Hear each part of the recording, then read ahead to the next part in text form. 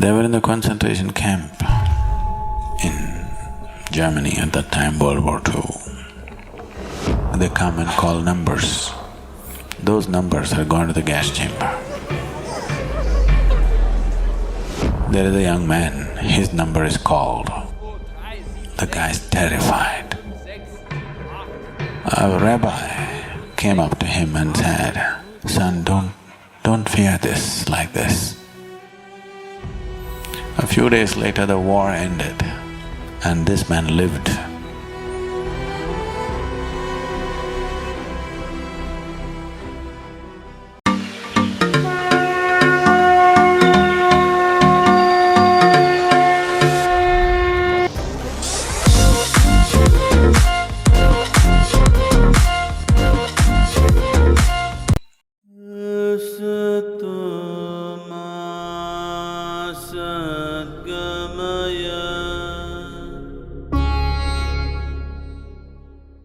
It's a very beautiful incident that happened.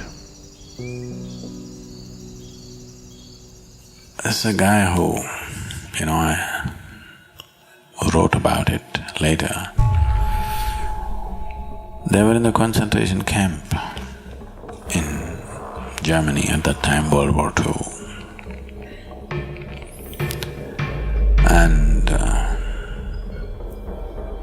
every day they come and call numbers.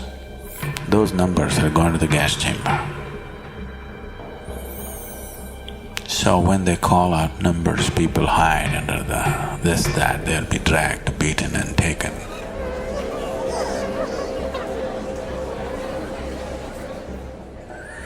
It's a horrible thing.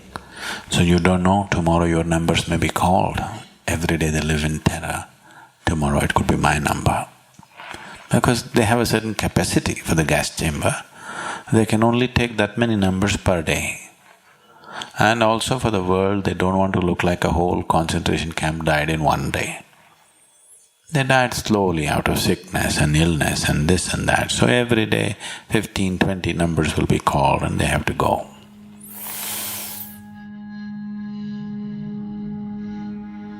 So one day, there is a young man, his number is called. The guy is terrified, he doesn't want to go, he's shivering and crying and this.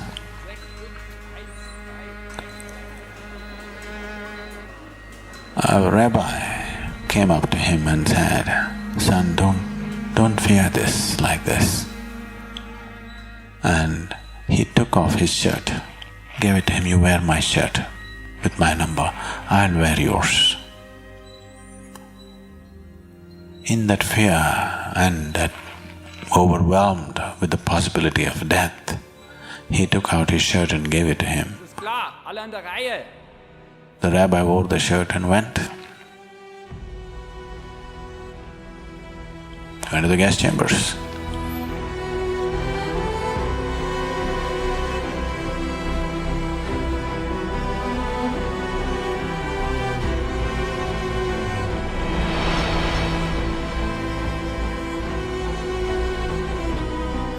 A few days later, the war ended and this man lived. And somebody actually wore your shirt and went. He could have lived. And this fellow, his whole life was transformed because of this, that this rabbi actually walked to death, knowing fully well where he's going, no chance. When a man is like this, for him attaining is no problem. He doesn't have to go and die in the gas chamber. But just being like this, that I'm willing to keep myself aside and do what's needed right now, just very casually, no big fanfare about it. Now for this man, knowing the ultimate is not far away, it is very simple. Gautama said, when you're really hungry, when you badly need food, if you give away your food to somebody else, you will become stronger, not weaker. No logical human being would accept such nonsense. but it's 100% truth. If you know how to give away that which matters most to you at a certain moment, it leaves you enormously capable, enormously strong, not weak. To have that strength to give away what matters to you is not a small strength, it's a tremendous strength, isn't it? To give away things which don't matter to you, that means nothing. To give away that which matters most to you is everything, isn't it? Right now, what matters most to you is yourself, of course, isn't it?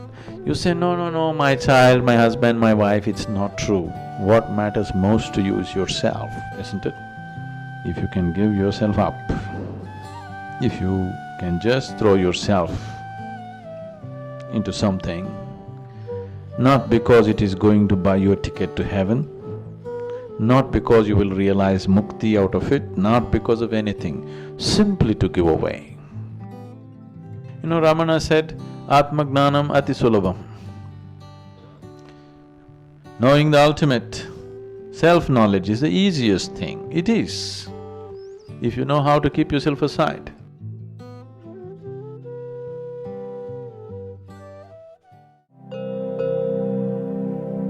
When we make an attempt to break the threshold of where we are, it can lead to lots of confusion.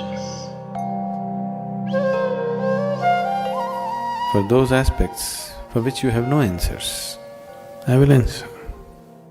Just deepen the question. Just make the question very intense within you. I will take care of the answer.